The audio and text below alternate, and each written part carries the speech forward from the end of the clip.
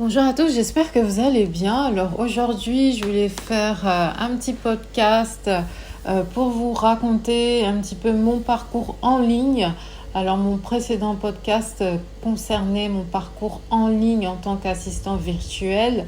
Mais là, je vais vous parler de mon parcours en ligne, oui, hors ce métier-là, en fait, ce que j'ai fait depuis que j'ai décidé de me lancer d'avoir un business, en fait, en ligne, tout simplement.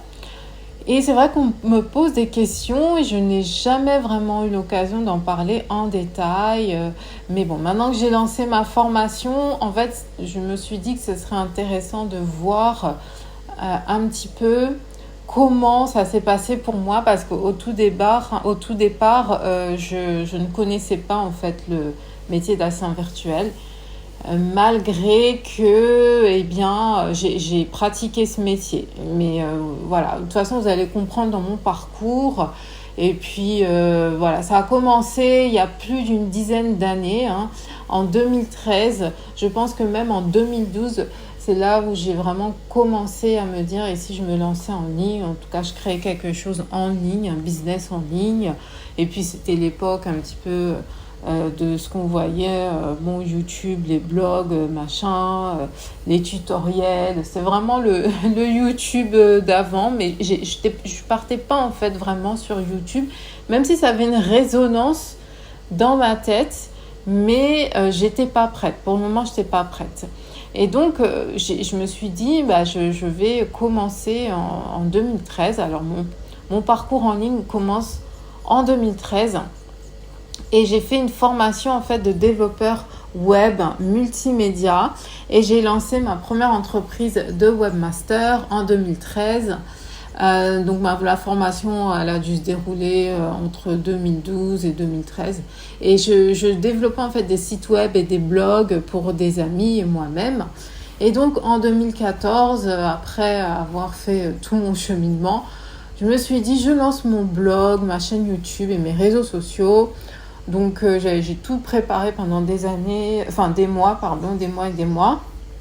Et en août 2014, ma chaîne a fêté les 10 ans cette année, des 10 ans d'existence cette année. J'ai lancé ma chaîne accompagnée de mon blog et tous mes réseaux sociaux.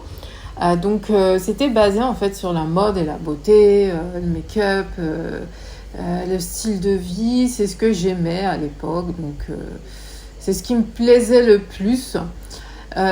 Et aussi dans cette lignée un petit peu comme je vous ai dit, je commençais à développer des sites web et tout ça. J'ai commencé à collaborer officiellement avec un proche qui a une société de réalisation de vidéos. Je collaborais avec lui pour développer sa présence en ligne, développer en ligne son activité. Et donc, je l'ai aidé dans l'administratif, le commercial, le marketing digital, le design aussi. Et c'est comme ça, en fait. C'est vraiment lors de mes toutes premières expériences, ma toute première expérience que je suis devenue assistante virtuelle, mais sans savoir que ce métier existait. Donc, je ne savais pas, en fait. Je me suis rendu compte des années plus tard, quand j'ai su que ce métier existait, que tout ce que je faisais avec lui, parce que notre collaboration a duré des années, et depuis le départ, c'était vraiment des missions dignes d'une assistante virtuelle. Donc 2015, j'ai fait aussi de la collaboration avec un photographe pour développer sa visibilité en ligne, donc créer un site web, un blog, des visuels et tout ça. J'ai participé aussi à la réalisation de spots publicitaires vidéo dans le domaine du mariage. Ça, c'est en 2015. 2016, j'ai continué à développer ma chaîne, mon blog, d'autres blogs aussi. J'ai fait un peu de MLM avec FM Group, Stella Dot et Unique. Je pense que Unique, ça va parler à tout le monde si vous connaissez un petit peu le monde du MLM. Et puis bon, j'ai un petit peu laissé tomber, ça, c'est assez difficile quand même. C'est très intéressant. Moi, je crois beaucoup au marketing de réseau. Mais en France, beaucoup, enfin c'est considéré, c'est assez mal considéré, mais c'est vraiment un tremplin si vous voulez allier tout ce qui est professionnel et développement personnel. Je trouve que c'est vraiment un c'est très enrichissant le MLM, mais peut-être pas en France, peut-être dans les pays anglophones. En tout cas, ça marche fort dans les pays anglophones. Donc, j'ai développé un blog mariage donc pour la société de réalisation de vidéos, d'un proche. En 2017, j'ai tenté de revenir dans le salariat. Alors, c'est pas du tout en ligne là, mais c'est pour vous dire en fait que il y a toujours un moment où on est un petit peu fatigué de se battre en fait tout le temps pour avoir des clients ou pour simplement faire vivre ses activités, ma chaîne, mon blog, etc. Et à un moment, j'étais un petit peu désespérée, j'étais fatiguée, donc j'ai tenté de revenir dans le salariat. Ce que je n'aurais jamais dû faire parce que déjà, j'ai vu la différence. Moi, ce que je pouvais faire, ce qu'on me proposait, parce que mes expériences n'étaient pas reconnues. Forcément, puisque tu travailles de chez toi, les gens ils pensent que tout ce que tu fais, que tu apprends à faire, tu mitonnes quoi, parce que c'est pas vrai. Donc tout ce que j'ai fait avec la société de réalisation de mariage, quand j'ai été présenter mon CV et tout ça, eh bien ils m'ont pas cru, soit ils m'ont pas cru, soit ils se sont dit bon bah c'est pas prouvé dans le milieu professionnel. Donc voilà, j'ai essayé de revenir, être hôtesse de caisse, machin et tout ça, et j'ai rien décroché. Beaucoup de gens étaient intéressés, j'ai rien décroché parce que je pense que même de moi-même, ce qu'ils percevaient, c'est que j'étais pas motivée. Voilà, j'avais quitté le salariat depuis un certain nombre d'années. Je revenais un petit peu par désespoir et malheureusement, je pense que même dans mon discours et peut-être dans mon attitude, ça se voyait. Et je peux pas le cacher que je préfère être chef d'entreprise, développer mes propres projets, développer les projets d'autres personnes même si en finalité, je préfère développer mes projets à moi. Mais bon, voilà, j'ai aussi aidé des chefs d'entreprise. Donc, j'ai continué de collaborer avec l'entreprise de réalisation de vidéos. On a mis en place plein de projets. On est toujours en 2007. Donc, mon blog a commencé à me rapporter un peu d'argent chaque mois, donc avec la pub, avec les sponsorisations, les partenariats. Ma chaîne me rapportait de l'argent tous les 6 mois. À savoir que quand je suis arrivée en 2014, il n'y avait même pas cette histoire de vues, qu'il fallait faire tant de vues et tant d'heures qu'il y ait tant d'heures de visionnage pour que sa chaîne soit monétisée. Moi, j'ai juste connecté mon compte AdSense et voilà, j'ai commencé à être monétisée en 2014, que ma chaîne elle a commencé à être monétisée. Mais voilà, comme il y a des seuils sur YouTube, eh bien, tous les 6 mois, voire, je pense qu'à un moment, chaque année, j'étais payée, quoi. Parce que j'avais aucune vue sur ma chaîne. Et donc, en fin 2017, j'ai découvert Appen. En 2018, j'ai commencé vraiment mes premières missions, parce que je pense qu'avec Appen, j'avais 2-3 missions au départ. Je me souviens encore, j'avais une mission, c'était payant en dollars australiens. Après, on a dû faire la conversion, le truc, je me suis retrouvée presque sans argent en euros. Enfin, c'était vraiment... au tout départ d'Appen, j'ai fait des missions, mais c'était vraiment un petit peu chaotique. Et je me suis inscrite sur les autres plateformes anglophones de travail en ligne. Donc, je pense que c'est courant 2018 ou même début 2018, je commençais vraiment à avoir des missions un peu plus intéressantes chez Appen. Et dorénavant, j'ai commencé à faire toutes mes recherches, tout ce que je voulais savoir, je faisais en anglais. Je faisais des recherches en anglais sur le web et j'ai trouvé plein de plateformes comme ça. Et c'est aussi comme ça que j'ai fini par découvrir le métier d'assistant virtuel. Donc, et c'est là que je me suis dit, en fait, tout ce que j'ai fait avec la société de réalisation de vidéos, le photographe, j'avais encore des connaissances avec qui j'ai travaillé, et bien, c'était de l'assistanat virtuel. Voilà, j'ai posé un nom de métier sur les missions, les tâches que je faisais. Mais voilà, je ne me sentais pas encore légitime pour proposer mes services de but en blanc. Je sais pas, il me fallait... j'étais pas du tout dans cette optique. En plus, je venais de trouver Appen. Donc, en 2019, j'ai continué à avoir des missions de longue durée avec Appen. Ça a dû commencer mi-2018, mais en tout cas en 2019. J'avais des missions longues d'évaluateur de moteurs de recherche, analyste, évaluateur de moteurs, évaluateur de réseaux sociaux, analyste web, transcripteur. Il y avait un petit peu de modération, mais ça c'était vraiment dans des missions en fait qui regroupaient plus le métier d'évaluateur de moteur de recherche. Sur Utest aussi, j'ai fait des petites missions avec Facebook, avec les réseaux sociaux. Voilà, c'était des missions... Enfin, j'ai eu une mission de longue durée quand même où j'ai testé le portal de Facebook. L'appareil là, je sais pas où ça en est. Je crois que c'était juste un test. Je sais pas s'ils vont le déployer. Ça fait pas mal de temps que j'ai testé le portal Donc voilà, c'était un appareil en fait avec lequel on pouvait se connecter avec ses proches, qui avait Facebook et tout ça. Mais je sais pas s'ils vont le mettre en ligne. Alors, j'ai fait aussi quelques missions avec les plateformes de crowdsourcing, donc Clickworkers, Amazon Mechanical Turk, mais bon, j'ai vite laissé tomber ces trucs-là. Il y a aussi la plateforme française, là, je sais même plus comment elle s'appelle, elle a changé de nom entre-temps. Mais c'est du crowdsourcing, mais c'est laisse tomber, quoi. T'es payé quelques centimes. J'ai testé, voilà, c'est pas quelque chose que je vais refaire de toutes les façons. Et je vous conseille... moi, de tester comme ça, se dire, bon, allez, je vais essayer de faire ça et voir ce que c'est en fait. Voilà, voir ce que c'est, voir ce qu'on peut vous demander en tant que personne créative, en tant qu'être humain qui a un esprit qui peut faire tellement plus, et j'hallucine.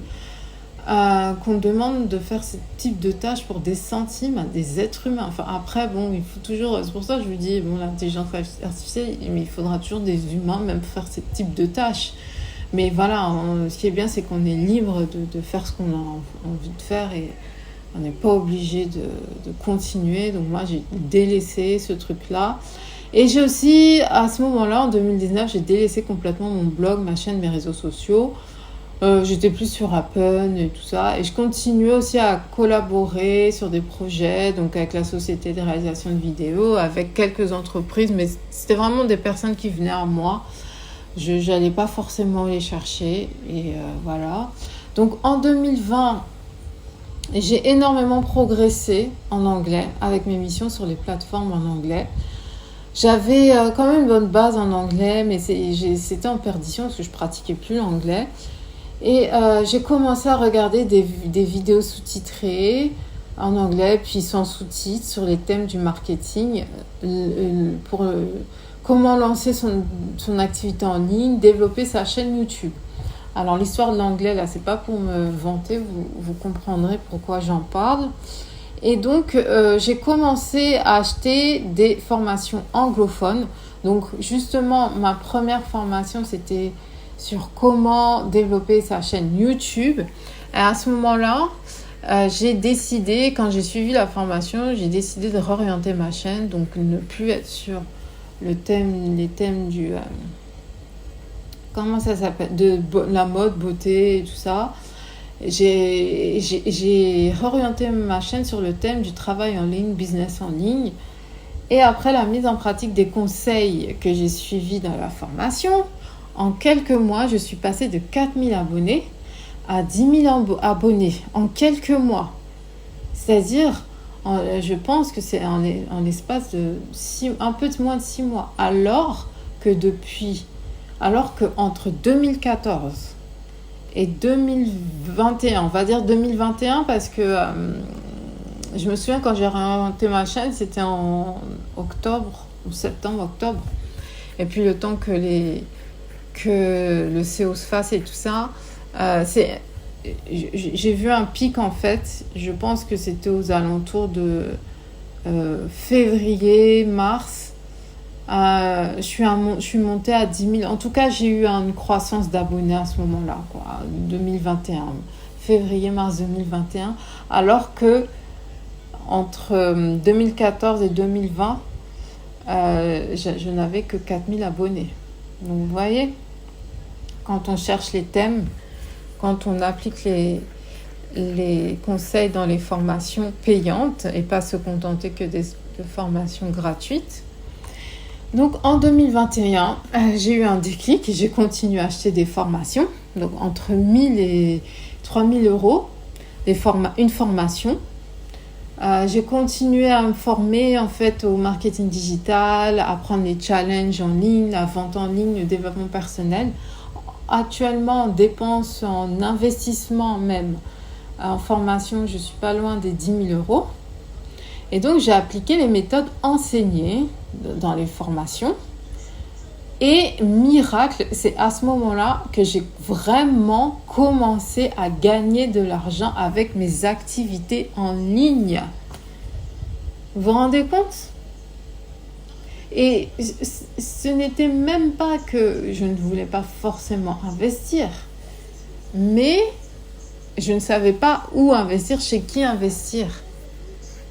Et c'est pour ça que je vous parlais de l'anglais.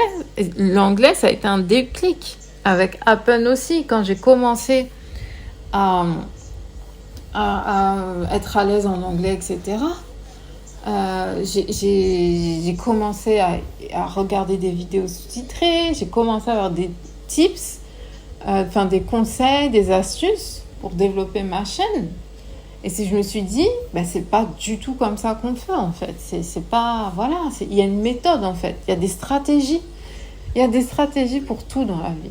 C'est soit on découvre les stratégies soi-même, on perd énormément de temps, ou soit on achète des formations, des stratégies, et on les applique, et ça fonctionne. Donc c'est vraiment à partir de 2021, j'ai commencé à gagner de l'argent en ligne avec ce que je faisais. Alors bien sûr, mon blog était monétisé, etc. Mais voilà, c'était pas assez. Alors, c'était pas vraiment assez non plus quand j'ai commencé à gagner de l'argent en ligne en 2021, mais c'était déjà bien plus conséquent que je faisais depuis 2014, donc 7 ans après. Et toujours la même année, j'ai lancé donc ma boutique en ligne sur l'assistance virtuelle, ma formation sur Udemy, assistante virtuelle, comment se spécialiser et trouver des clients. J'ai écrit des livres qui sont publiés sur Amazon. J'ai créé des produits. Donc vraiment 2021, ça a été une année très très productive. Et surtout, je me suis vraiment consacrée sur mes activités, mes produits, etc. J'ai découvert Clubhouse aussi en 2021, je crois que c'était en juillet 2021. Et j'ai commencé à écouter des rooms en anglais. Et maintenant, je comprends à 90% l'anglais, quel que soit l'accent. L'accent australien, l'accent allemand, l'accent du Royaume-Uni, l'accent américain, l'accent nigérien, l'accent arabe, etc. Vous n'imaginez pas quand vous entrez comme ça, vous écoutez à longueur de journée, tous les jours, pendant des heures. Des rooms qui sont intéressantes, vous choisissez en fait des rooms qui parlent de sujets qui vous intéressent. Vous n'allez pas écouter une room sur le football si le football ne vous intéresse pas. Moi, j'écoute plein de rooms sur le développement personnel, métaphysique. Il y avait plein de rooms à l'époque sur le marketing. Il y avait plein de chefs d'entreprise sur Clubhouse. C'était vraiment une application très, très, très intéressante, très riche.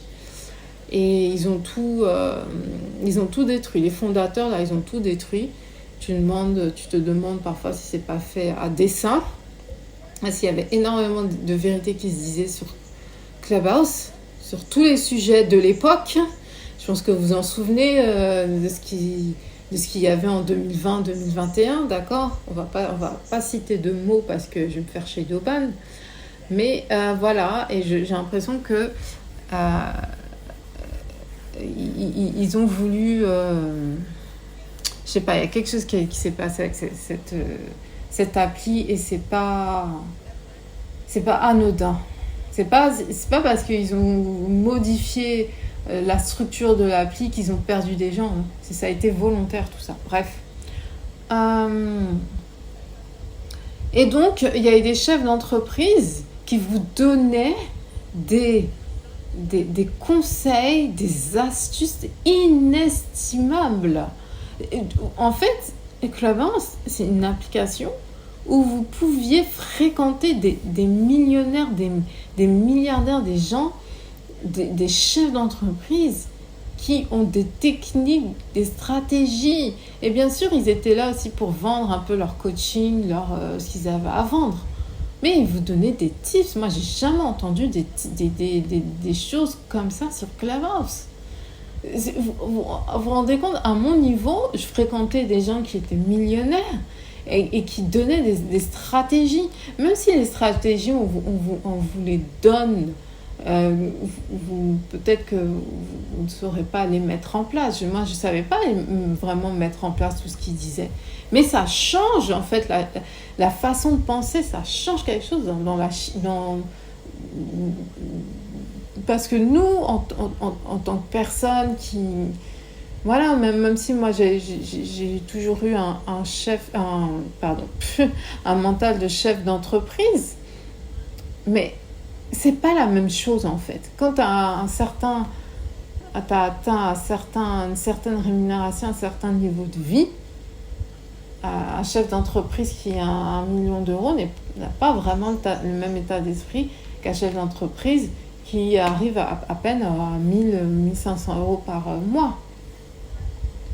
Donc, tout ça, en fait, ça m'a fait complètement changer. C'est pour ça que je vous parle de cette appli. Et ce que j'ai fait avec l'anglais, là, je suis en train de le faire avec l'espagnol pour bien comprendre l'espagnol. J'ai des bases aussi en espagnol. Et voilà, c'est une façon aussi d'apprendre l'anglais. C'est une façon aussi d'apprendre les langues. Et maintenant, vous n'avez plus aucune excuse. Avec tous les podcasts gratuits, toutes les vidéos gratuites, on peut apprendre une langue facilement. En 2022, donc l'émission se raréfiait. Je pense que ça s'est rarifié parce que vraiment, en 2021, j'étais complètement investie dans mes produits et tout ça. Et je pense que chez Appen, quand ils voient que tu es un peu moins active, ils te blacklistent un peu. Enfin bon, il y a moins de missions. Pour toi, après, il faut plus rester sur leur plateforme. Donc, j'ai beaucoup moins bossé sur Appen et j'ai commencé à avoir des missions sur TELUS et Transperfect. Et je me préparais aussi à devenir digital nomade depuis 2022. Et donc, 2023... début janvier, je me souviens, c'est le 13 janvier, j'écoute une room sur Clubhouse, ça part de ChatGPT. C'est quoi ce truc ?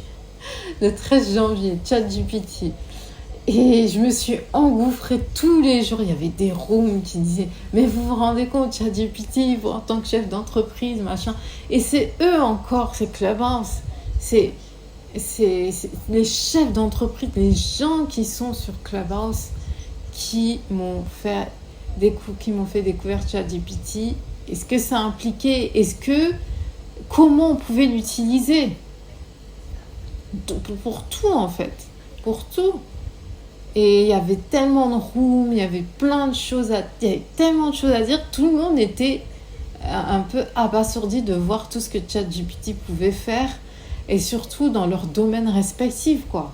C'était un gain de temps incroyable. Et c'est comme ça que j'ai découvert aussi Midjourney. Mais c'était incroyable. Puis il y avait une femme qui nous a enseigné comment voilà, paramétrer un serveur sur Discord, avoir accès à Midjourney, générer ses premières images, les prompts à, à formuler, comment bien définir un prompt, que ce soit pour ChatGPT ou Midjourney, comment en fait créer son ChatGPT pour son entreprise. Créer vraiment un persona avec ChatGPT, mais pour son entreprise. Ah, c'était incroyable. Moi, j'étais abasourdie. J'ai vite commencé à écrire un premier livre avec ChatGPT. Alors, parce qu'on va me dire, ouais, mais de toute façon, toi, tu écris tes livres et tu les vends. Après, tu écris tes livres et tu les vends avec l'intelligence artificielle, tu les vends. Avant ChatGPT, j'ai écrit trois livres.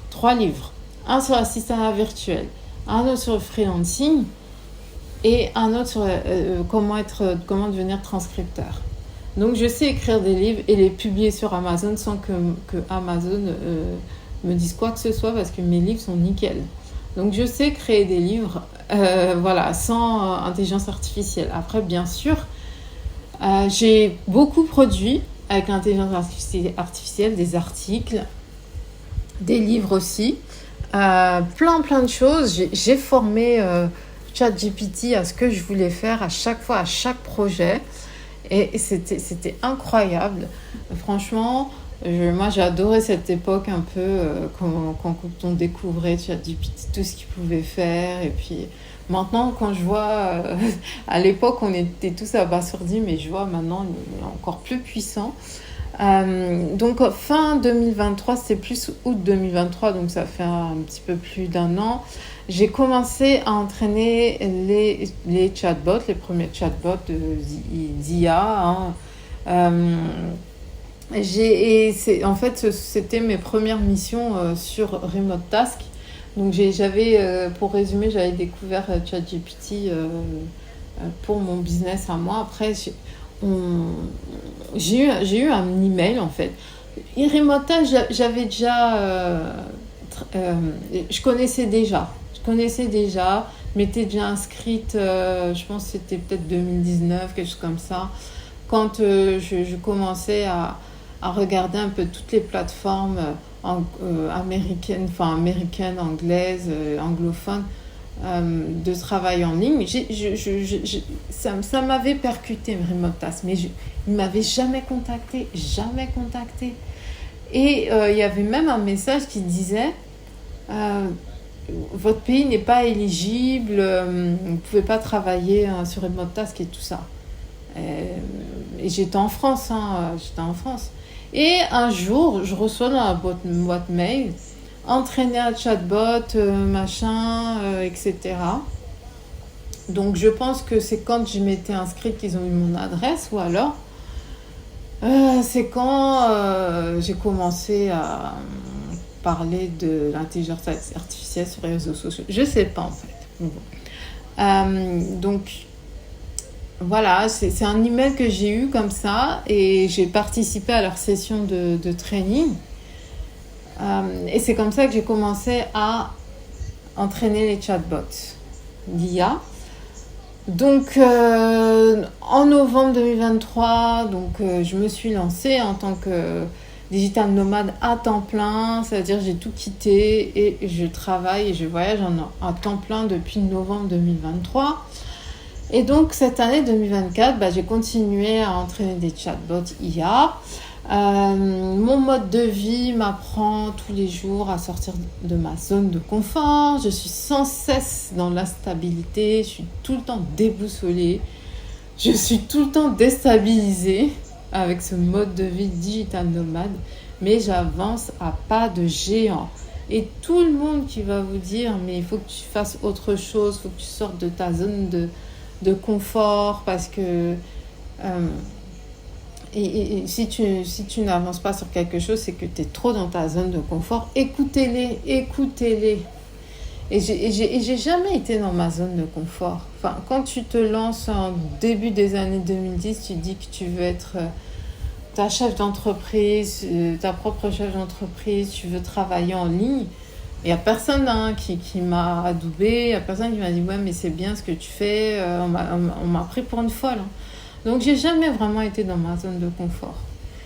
Mais là, je peux vous dire que là ça décoiffe.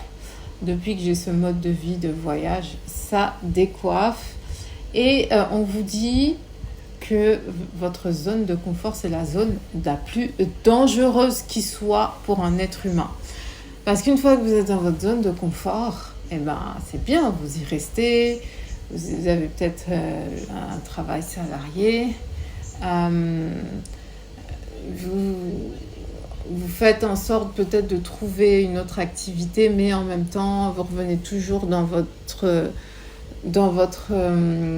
en fait, vous avez toujours votre travail salarié qui vous donne une sécurité, une protection. Et je dis pas de tout quitter et de se mettre en mode bon, ça y est, je vais devenir assistant virtuel, on verra quoi. Mais il y a un moment où il faut faire comme si. Il faut faire comme si que vous n'aviez plus le choix, que maintenant vous devez devenir absolument assistant virtuel. Et limite vous dire, c'est ça qui va maintenant payer mon loyer. Même si ce n'est pas vrai fondamentalement, vous développez votre activité sur votre zone de temps libre. Mais il y a un moment, il faut sortir de sa zone de confort, il faut se dire, si j'avais que ça, qu'est-ce que j'aurais fait, comment j'aurais fait, voilà. Parce que ça vous fait tellement avancer le fait de devoir se dire j'ai plus le choix, voilà, j'ai un plan A et ce plan A doit marcher parce que j'ai pas de plan B en fait. Voilà où on en est, ou souvent où on en est quand surtout quand on adopte ce style de vie que j'ai, le digital nomade. C'est l'instabilité tout le temps. Mais c'est aussi avancer et apprendre plein de choses sur soi et plein de choses tout court. Et donc en août 2024, fin août je crois 2024, début août, je sais même plus quand j'ai vraiment lancé ma formation, mais j'ai lancé ma formation complète sur l'assistanat virtuel, comment se spécialiser, qui inclut tout ce que j'ai appris ces dernières années, seule, et dans mes formations, toutes les formations que j'ai achetées, donc les stratégies, les techniques de vente, de marketing digital, les stratégies de vente, l'assistance aux chefs d'entreprise, parce que quand j'ai commencé, comme je vous ai dit au tout départ, j'aidais un chef d'entreprise, le gérant d'une société sur la réalisation de vidéos. Et donc du coup, moi je savais pas trop ce que c'était, mais j'ai compris au fur et à mesure comment l'assister, l'aider, tout en ne sachant pas que je faisais un métier d'assistante virtuelle.